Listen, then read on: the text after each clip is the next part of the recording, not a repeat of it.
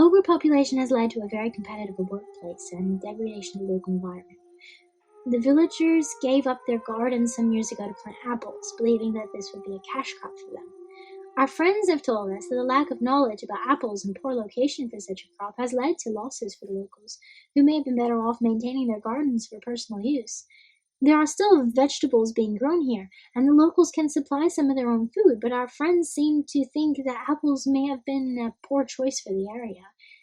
George and I have spent the last few weeks debating whether or not a local tree is an oak, for example. Although it appears to be an oak, albeit with strange stubby limbs, my argument is that there have been no signs of acorns in the area at all. With further research, we have found that these trees are indeed oaks. However, they are used as fodder in the winter months for cattle, being a wintergreen oak. The stress put on the trees by constantly being cut back and by a growing need for in the population has left the trees unable to reproduce, therefore the lack of acorns. According to our research, this tree is a tremendous aid in preventing erosion, but without seeds to sprout in the spring, their usefulness is lost and their species could become endangered in populated areas. One day, years ago, I was having a yard sale. I was planning on leaving my home in Lafayette to travel with George, and I did not know if I would be returning. Actually, I was pretty certain I would not, so I was selling everything I could. At this yard sale, we met many interesting people. One woman spoke to us about travel. She asked where I had been and where George had been. I said I was interested in traveling to third world countries. Naively, I said that I would like to see these people because I have heard that they are often happy despite poor conditions. She said to George, "Take her to these countries, so that she may learn why the caged bird sings." Does the caged bird sing because it is unaware of the cage? Some answers you may be certain you have, only to find later that they were lies all along. Does the truth lie only in the way you see things? Morty asked Rick. Isn't that just slavery with extra steps? In a cage, we cannot escape. Do we squawk and bash ourselves against the bars like a bird, or sit in an intelligent inescapability like the octopus? Where does our shit go, and is there a window that allows us to see into better or worse cages? Gravity binds us to Earth, passports to specific areas of it, and money rules it all. What of those animals which are free to fly or swim or walk wherever they can manage to survive? Will things always be better in our mind, in retrospect, or prospects? My friend says he is tired of people coming to India and thinking they are better. What is better? Go away from here, far away, and learn why the caged bird sings. Have you ever seen the suffering in your mother's eyes? Well, what kind of life do we live in a world like this? Build a house of stone and live where the clean water is? Build a skyscraper and start a business? Join a rally and raise our fists? Build a house of scraps and live sorting garbage? Plant a garden in the spring and gather wood, and for when it snows, live life high in the mountains where the good ganja grows. Go to work, go to school, meet a mate, join the state, earn your respect, make your parents happy, care for others around you, and focus on yourself, not others. They used to say I was hungry for life. I always was asking questions until some experiences taught me that asking questions could be dangerous because of our expectations and reactions.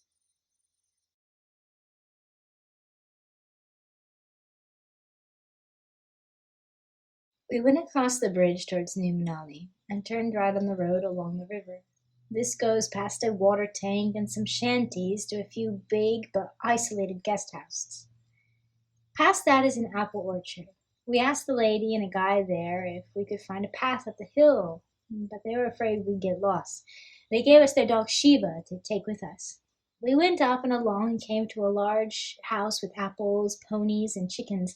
We kept going, and after some bush bashing, found a wide trail with an entry gate to a wildlife sanctuary. This side of the valley was full of deciduous trees, and the path was quite broad, and a gazebo was made for sitting. I was feeling down, and then we met two girls doing research on bird interactions with video and audio recordings. They were from the Chicago University, I believe, and funded by National Geographic. I was excited to meet them and learn about what they were doing. The birds in that area were very interesting. I told them I had once done research and that this area would be interesting for studying parasites. They asked if I would study parasites in humans or animals. I told them it would be interesting to study both and how they're connected. They said they lost the trail at the waterfall ahead, but we found a way past that and kept going until we found a large, flat area with many streams. There was too much snow to continue past that point. We found 3 morel mushrooms and a bunch of viper species and a few more porcupine quills. We met the girls on the way back and showed them. What is it you're looking for? Is anything incomplete? The more critical you are, the more faults you will find. Some things are well made, can be altered to be more perfect. But what purpose does this serve if the material is unalterable? Like tablecloth with placemats carefully placed, blemishes can be hidden. Even within ourselves lurks these things we repress instead of addressing. We define ourselves by our past. But what if the past remains with us besides scars and memories and how we recall these things? Like a stick in our hand, we can test things until they break. This is how strength is determined. Then we must either mend or discard that thing for such purpose. From one state of mind to the next, we can either go forward without being aware of it or by observing the change. What is useful? And is there a necessity for things to be useful? Often our logic is keen but not inwardly applied. How can we measure with a measuring tool inadequate for its purpose? So that which we measure first must be ourselves, but now what have we to measure and refine our inner self? These things come from that thing which leads a great majority of us in the world to acknowledge the presence of the universe, the presence of universal phenomenon, and the appearance of strange interconnected coincidences that are either the product of our assimilation of experiences or unique and strange events, both of which are logical and possible. What causes these things? That is something which we can only approach on a personal level, because science is a tool only operational through impersonal, repeatable statistical observations of controlled events. We can only measure that which we have tools to measure. We can only communicate that which we have words to explain. How much of ourselves are we unaware of? What capacities of our human body are beyond our awareness due to distraction or lack of attentiveness or lack of language? Just as our nervous system reacts to constant stimulus by dulling sensation, we begin to take things for granted. This is a very interesting concept given the plasticity that lends our mind and body.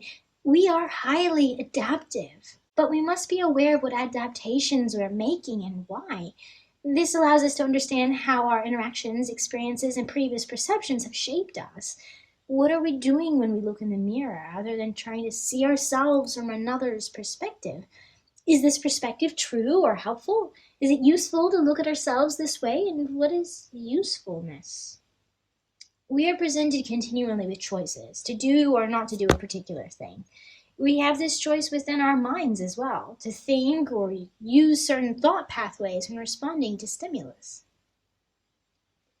The road was pathetic, so no people came here or went. Mostly people were staying and growing for themselves. Small villages 50 years ago. People started coming and the road was developed. These people are new at growing apples. They were not here before. People earn 600 rupees a day pruning the trees. My friend told us about Manali and its surroundings.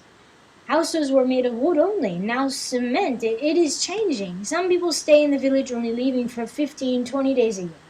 But when people started coming, the younger people started going out from here.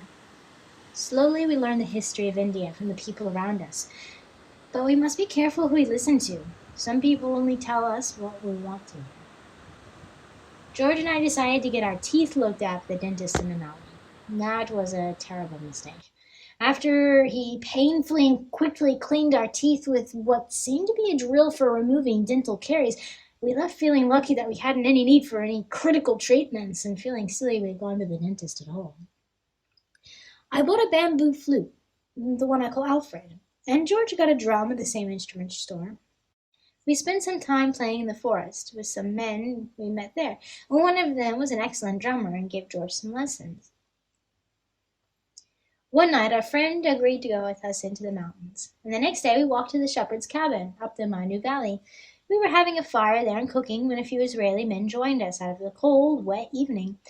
I spoke to them for some time. They said, all Israeli people, they travel or leave Israel at some point. That doesn't mean that they're all travelers. They said this in response to me asking why so many Israeli people hesitate to speak to us in Manali. Sometimes an Israeli person will come up to us, the guest house, inquire whether or not there are any Israeli people present, and leave when we tell them that there are not. These two were kind men and waited until we were done cooking our curry to eat their own food with us. We woke up the next morning, cooked ferns called lingri, and went toward the waterfall with the Israeli men. We passed the shepherds on the way and made it to the pasture by the waterfall where the Israeli men saw the landslides and turned back. Our friend from the guest house went with us up the steep hill from there until we found an even higher pasture to look out from. This time we had accumulated 3 dogs on our way. The weather was turning towards rain. For lunch we had a soup of nettle from behind the great rock that was outside the cabin. Under the rock a spring trickles slowly and provides a little water. We were able to make it back to Old Manali and went into the dhaba just before it began to rain. George was feeling quite ill now. We packed his food to go. Maybe the water from beneath the rock was too slow to be safe.